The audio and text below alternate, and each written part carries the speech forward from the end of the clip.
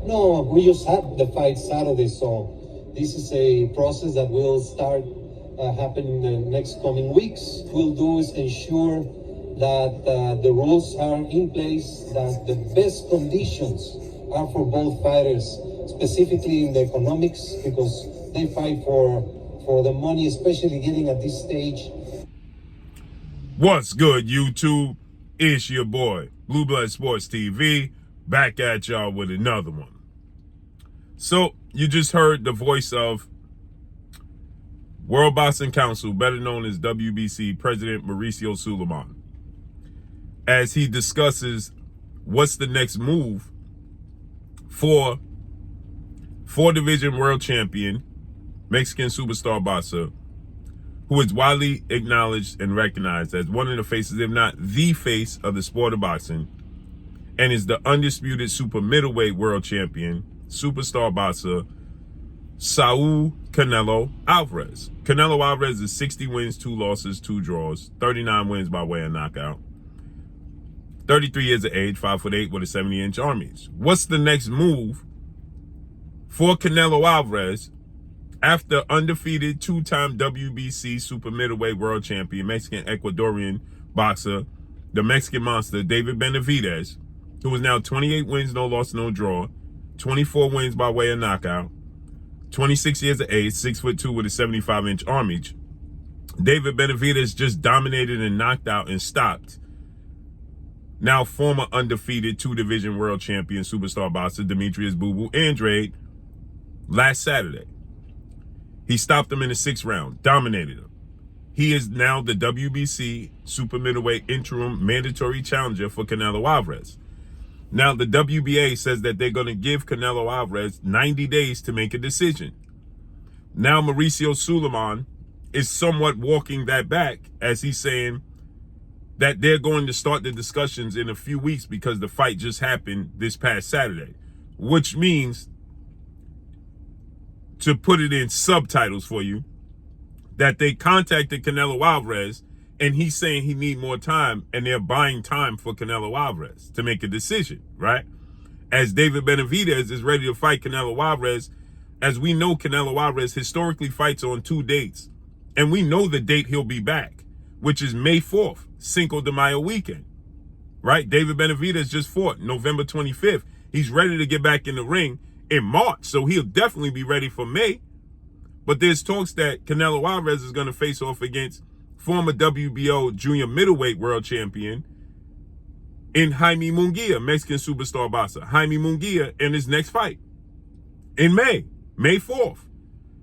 And that David Benavidez is going to be the opponent for him in September, Mexican Independence Day weekend, right? So he's kind of walking it back. And he's saying that they want to give Canelo Alvarez a little bit of time, because when you have a fight of this magnitude, you got to sort out the money. The money is important. So let's keep listening. Let's listen again. No, we just had the fight Saturday, so this is. So he said we just had the fight Saturday, so they're gonna start the process in a few weeks. As I told you guys, they was gonna start the process in the next year, right? So from January to April, from January to March, the 90 days, they're going to give Canelo Alvarez, January, February, March. So he'll be up in April, which means they'll give him a voluntary in May, a month. They'll give him a pass in May to fight in May. And then with the agreement that he's going to fight David Benavidez in September. Listen, so he's saying the fight just happened. I told you guys, when I told you that they're going to give him 90 days, I told you that the 90 days wasn't going to kick in immediately. Listen. No, we just had the fight Saturday, so this is a process that will start happening in the next coming weeks. We'll do. This is a process that will start happening in the next coming weeks, as I told you. Ensure that the rules are in place. We want to assure that the rules are in place and upheld, meaning that they want to assure that David Benavidez is the mandatory challenger and either gets his opportunity, as they already stated, 90 days, or Canelo Alvarez has to make a decision, or he's going to be stripped. So they want to uphold the rules.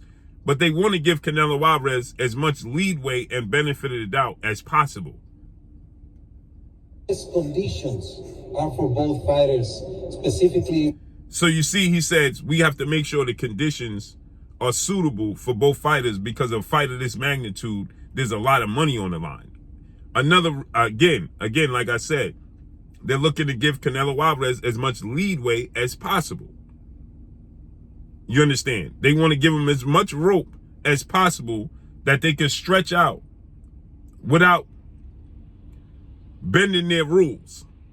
So they don't want to break the rules. They just want to bend it a little bit. Let's listen. He wants to make sure it's suitable for both guys. Why are you make sure it's suitable for both guys, Mauricio, when one guy is the mandatory and has been the mandatory for over a year and hasn't gotten his opportunity, and he represented the belt and never lost it in the ring? There's nothing to make sure both parties are treated fair, because Benavidez is the one not being treated fair overall. But let's keep listening. What we'll do is ensure that the rules are in place, that the best conditions are for both fighters, specifically in the economics, because... So he said he wanted to make sure the best conditions are in place for both fighters, specifically the economics, the money. He wants to make sure that the fight is in the proper place to receive the money. Now, to Mauricio Sulaiman's defense, I'm going to say this. There's a strong possibility that he's prolonging it, and they're prolonging these negotiations because of the situation that Premier Boxing Champions, founding advisor Al Heyman, and the PBC are currently going through, which is making a transition from Showtime, after Showtime was in the sport of boxing for 37 years and with the PBC for an extremely long time. And now Showtime decided to pull a rug from under their feet and decide to get out the sport of boxing. And now it's being said that Al Heyman and the PBC are going to now transition to Amazon. So maybe the money is not already agreed upon, you understand, for a quick turnaround of a fight of this magnitude in May. Now they're going to make a decision, an announcement with the PBC and what platform they're going to. You'll see it, I believe, by the David Morrell fight December 16th. No later than that, if not earlier. I expect a decision actually this week, but if not earlier, you'll see a decision made, an announcement as to where the PBC and their stable of fighters are going to go and the brand is going to go. And maybe that's playing a major part in withholding a fight of this magnitude back. And so now they're probably like, okay, let's let Canelo Alvarez do a fight with Jaime Munguia until we settle in our new home, right? You don't want to throw a big fight party and barbecue in your brand new home before you settle in and put furniture in it. So maybe, like Mauricio Sulaiman is saying, as far as making sure the economics are in place, the money is in place, because they want to make sure that that budget is there, that money is there before they make a fight of this magnitude. So I agree with Mauricio Sulaiman. I agree with the WBC. And I agree to, when it comes to that, it's the unknown. So why rush a fight of this magnitude this quickly and a turnover that fast if you're just settling it into your new home? Let it marinate a little bit. September, everything will be settled. Everybody know their way around the house. And now they could start building towards this super fight. So I agree with Mauricio Sulaiman from that standpoint, because I truly believe that that's what's going to hold up the fight. But let's keep listening. No, we just had the fight Saturday, so this is a process that will start happening in the next coming weeks. We'll do is ensure that the rules are in place, that the best conditions are for both fighters, specifically in the economics, because they fight for the money, especially getting at this stage. So he said they fight for the money, especially at this stage, which leads me to believe that that's the holdup, the transition from Showtime to the new platform, which is expected to be Amazon Prime. So I believe that Canelo Alvarez is going to fight Jaime Munguia in his next fight. And I believe David Benavidez is going to fight in March, like he said. And I think he'll get the Canelo Alvarez fight in September. Jaime Munguia, I'm not opposed to that fight. He's 42 wins, no loss, no draw, 33 wins by way of knockout. He's young, 27 years of age, 6 feet tall with a 72-inch arm reach. So that's a good fight. So let's see how everything unfolds and moves forward.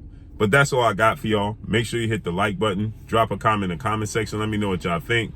Y'all already know what it is. It's your boy Blue, Blue Blood Sports TV. Hate, like, comment, and subscribe. You haven't subscribed, hit the subscribe button, hit the like button, hit the bell icon to get all the new notifications.